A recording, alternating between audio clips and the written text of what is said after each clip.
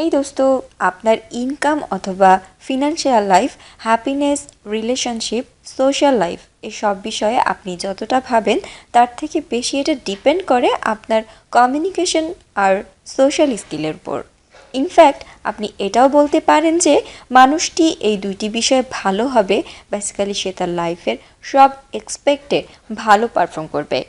এজন্য আজ আমি আপনাদেরকে এমন ইম্পর্টেন্ট প্রিন্সিপালস বলবো যা আপনার কমিউনিকেশন এবং সোশ্যাল স্কিলকে আরও বেশি ইমপ্রুভ করবে, আপনাকে অ্যাট্রাকটিভ পারসন হতে সাহায্য করবে, যার ফলে লোকজন আপনাকে পছন্দ করবে আর এমন ইনফ্লুয়েন্সিয়াল লিডার বানাবে যা লোকজনকে পুরোপুরি পরিবর্তন ও ইন্সপায়ার করার পাওয়ার রাখে। এই সকল কথা আমি আপনাদেরকে how to win friends and influence people এই বই থেকে বলছি। So let's begin. Principle number 1, how to criticise. Charles Schwab একজন বড় লিডার ছিলেন। তিনি ওই সময়ের সবচেয়ে বড় একটা স্টিল কোম্পানি চালাতেন। একদিন যখন তিনি কোম্পানির পাশ থেকে যাচ্ছিলেন তখন দেখলেন তার কিছু কর্মচারী ধূমপান করছিল ফ্যাক্টরির ভিতরে, আর তাও সেটা নো স্মোকিং লিখিত সাইনবোর্ডের নিচে দাঁড়িয়ে। তখন এটা দেখে সে নর্মাল মানুষের মতো তাদের কাছে যেয়ে তাদের সাথে উঁচু আওয়াজে কথা বলেনি আর বকাঝকাও করেনি, বরং তিনি তাদের কাছে গেলেন এবং তার পকেট থেকে একটা করে সিগারেট বের করে দিলেন আর স্মাইলিং ফেসে তাদেরকে বললেন, আমার অনেক ভালো লাগবে যদি তোমরা এই সিগারেট বাইরে যেয়ে খাও। এটা শোনার পর সেই কর্মচারীরা শকড হয়ে গেল।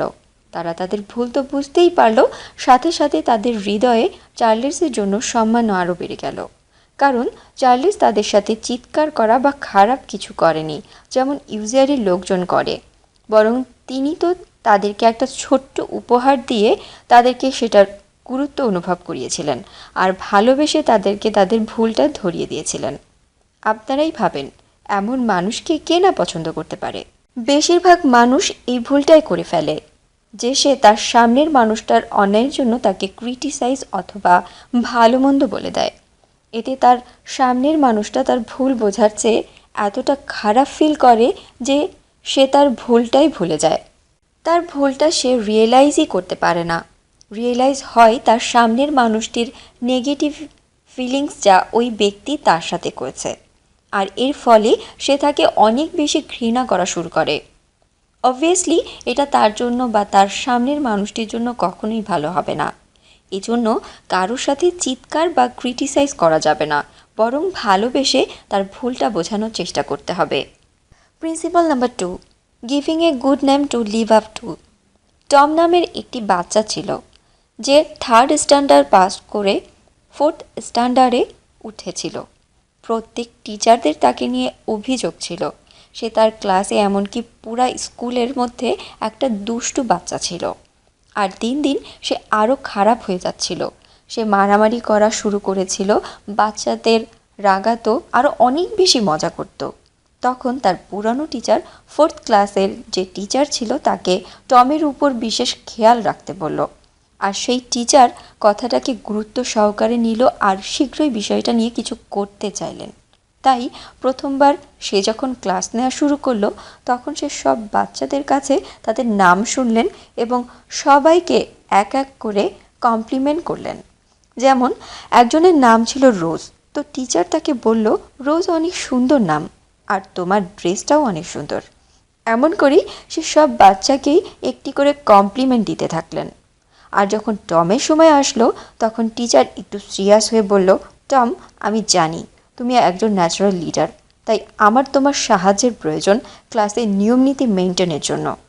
তুমি কি আমাকে সাহায্য করবে? টম সারপ্রাইজ হয়ে বলল, ইয়েস ম্যাম। তারপর থেকে টিচার তাকে দেওয়া সব ছোট বড় কাজে তার সুনাম করা শুরু করে দিল আর তাকে সবসময় মনে করিয়ে দিত যে সে অনেক ভালো একটা স্টুডেন্ট। সেই টিচারের ভরসা আর কি সেই 9 বছরের বাচ্চা কখনো ভেঙে যেতে দিল না, আর বছর শেষ হবার প্রথম মাস পর্যন্ত একদম আলাদা এবং ভালো বাচ্চা হয়ে দেখালো। বেশিরভাগ মানুষ মানুষের রেপুটেশনকে বারবার স্মরণ করে দেওয়ার ফলে এমন পর্যায়ে এসে যায় যে সে তার রেপুটেশনকে ধরে রেখে আরও লেভেল অতিক্রম করে ফেলে, যেমন আপনি কোনো বাচ্চাকে বললেন, তুমি অনেক দুষ্টু, বোকা, অনেক খারাপ, তুমি জীবনেও কিছু করতে পারবে না, কখনো শুধরাবে না, আর এমনই থাকবে, তাহলে সে কখনো শুধরাবে না। কিন্তু আপনি যদি তার কোনো ভালো পয়েন্টকে ধরে তাকে বলেন যে তুমি কত ভালো একটা বাচ্চা, সবাইকে রেসপেক্ট করো, ভালো কাজ করো, এমন কিছু কথা, সে তখন তার ভালো হবার চান্স অনেকটাই বেড়ে যায়। এমনও হয় যে সে এই ভালো কথাগুলো শুনতে শুনতে ভালো মানুষে পরিণত হয়ে যায়, আর সাথে সাথে আপনাকে ভালোবাসতেও শুরু করবে। এজন্য আপনি কখনো কাউকে ক্রিটিসাইজ বা কোনো খারাপ কথা বলে অপমান করবেন না, যেটা আপনি তাকে বানাতে চান না। বরং সবসময় তার প্রশংসা করবেন, যা আপনি তাকে বানাতে চান। কারণ অনেক মানুষ তার রেপুটেশন অনুযায়ী লাইফ শুরু করে দেয়। এটা অনেক পাওয়ারফুল রুলস, তাই এটা কখনো ভুলবেন না। Principal number 3, ask question instead of orders. Joins আমেরিকাতে একটা বড় ম্যানুফ্যাকচারিং কোম্পানি ছিল। এখানে একবার এমন হয়েছিল যে তারা একটা প্রজেক্ট পেয়েছিল, আর সেটা দ্রুত শেষ করে ক্লায়েন্টকে দেওয়ার কথা ছিল, আর সময়ও কম ছিল, কিন্তু কাজ বেশি ছিল। আর এজন্য ম্যানেজার প্রজেক্ট দ্রুত শেষ করার জন্য তার কর্মচারীদেরকে ফোর্স করলেন আর দ্রুত শেষ করার অর্ডার দিলেন। অনেক চেষ্টা আর অর্ডারের পরেও কর্মচারীরা কাজটা সঠিক সময় শেষ করতে পারেনি। এর ফলে কোম্পানিতে অনেক লস হয়েছিল। তার কিছুদিন পর তার কোম্পানিতে আরেকটা নতুন প্রজেক্ট এসেছিল। এটা অনেক বড় আর ইম্পর্ট্যান্ট ছিল। এই প্রজেক্টের ক্লায়েন্টেরও একই শর্ত ছিল, কাজ তাড়াতাড়ি শেষ করার। ম্যানেজার ভাবতে লাগলো যে তার এই প্রজেক্ট নেওয়া কি ঠিক হবে। আর অনেক ভাবার পর সে একটা সলিউশন বের করলো, আর এই সলিউশনকে আলাদাভাবে হ্যান্ডেল করার ডিসিশন নিল। সে তার সব কর্মচারীকে ডাকলো আর তাদের কাছে সলিউশন চাইলো। আর সে তার কর্মচারীদেরকে বোঝালো প্রজেক্টটা তাদের কাছে কতটা ইম্পর্ট্যান্ট, আর তাদের কাছে জানতে চাইলো কিভাবে প্রজেক্টটা সময় মতো শেষ করা যায়। তখন কর্মচারীরা তার কথাকে গুরুত্ব দিয়ে প্রত্যেকে এক একটা সলিউশন দেওয়া শুরু করে দিল।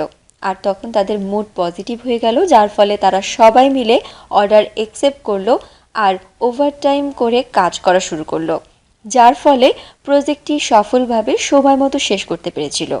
এই সফলতা এসেছিল প্রশ্ন জিজ্ঞাসা করার জন্য, অর্ডারের মাধ্যমে না। কোনো মানুষেরই অর্ডার শোনা পছন্দ না। অর্ডার দেওয়ার থেকে প্রশ্ন জিজ্ঞাসা করে সলিউশন করার চেষ্টা করতে হবে। এর ফলে আপনার সম্মান আরও বেড়ে যাবে এবং সেই মানুষটিকে অনেক ইম্পর্টেন্স দেওয়া হবে। Hints: try to get your work done by questions instead of giving orders. Finally, thanks for watching.